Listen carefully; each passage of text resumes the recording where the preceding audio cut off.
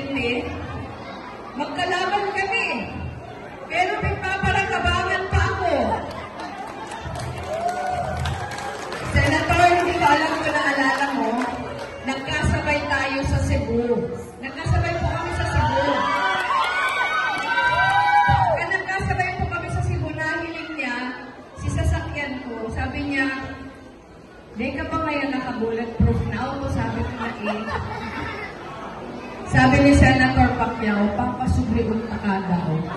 Dapat kaya siguradong safe ka, pero ni papasubli unta ka." Iyan po, nahilig na lindukan. Magkalaban na kami kaya.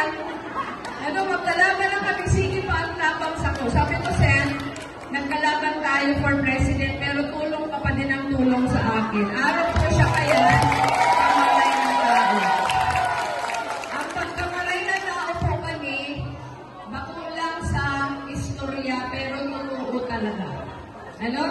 Kaya ko na pagkakahalo yun, i-welcome na po